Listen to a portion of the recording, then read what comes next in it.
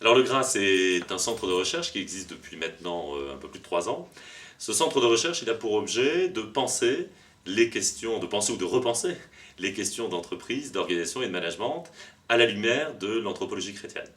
Alors je crois que l'intuition de départ de la création de ce centre de recherche, c'est l'idée finalement que cette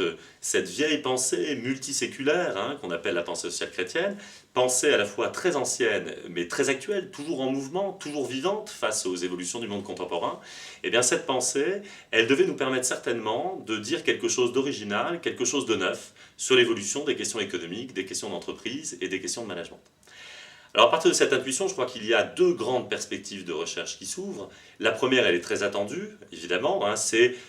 élaborer à partir de cette pensée sociale chrétienne une compréhension critique de l'évolution de l'entreprise contemporaine et de ses modes de management. Cette pensée sociale chrétienne, elle est très à même de produire cette compréhension critique de l'entreprise contemporaine, notamment par exemple à travers une tradition de pensée du travail humain, qui est très importante au cœur de cette pensée et qui a plusieurs siècles, qui réfléchit évidemment sur la signification du travail humain, sur sa finalité, ce qui en fait la spécificité.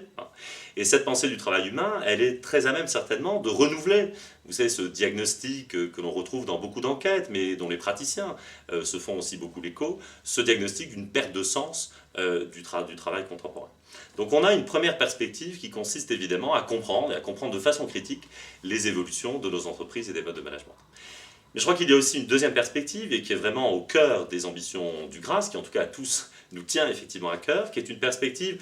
plus ingéniérique, plus innovative, et qui consiste cette fois-ci vraiment à apporter des innovations, des courants d'expérimentation managériale dans nos entreprises. Alors cette deuxième perspective qui vise à tenter d'inventer du nouveau et à tester ce nouveau, elle peut éventuellement se nourrir d'un détour historique. Je crois qu'une partie de nos travaux vont consister, et consistent déjà, à essayer d'exhumer en fait le grand nombre des innovations managériales très concrètes qui ont été au cours du temps suscitées par cette pensée sociale chrétienne. Et ce détour historique peut permettre effectivement de réouvrir la boîte à innovation et de redonner de nouvelles pistes d'innovation.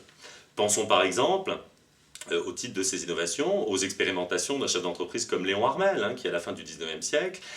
invente les conseils d'usine. On a là très certainement une pensée tout à fait intéressante pour aujourd'hui. Pensons également, au titre toujours de l'histoire et de l'histoire récente, à la part que les chefs d'entreprise chrétiens allemands ont pris dans la réflexion et dans la construction de ce modèle, parfois critiqué mais souvent très envié en France, ce modèle de la cogestion à l'allemande. Plus récemment, un détour par l'histoire très récente peut nous amener aussi à considérer des innovations qui, depuis une trentaine d'années, se développent par exemple à l'initiative de l'italienne Chiara Lubich autour d'un mouvement international de chefs d'entreprise qui portent une réforme de leur mode de management et de gouvernement de l'entreprise qu'ils appellent l'économie de communion.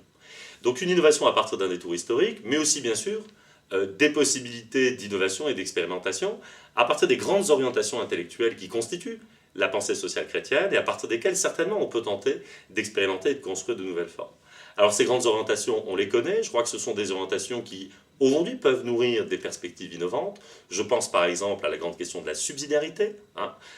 au cœur évidemment depuis très longtemps de la pensée sociale chrétienne comme mode vraiment de conception de nos organisations sociales et notamment de l'entreprise. Je pense à la part et à la réflexion centrale dans la pensée sociale chrétienne autour des questions de participation et de collégialité.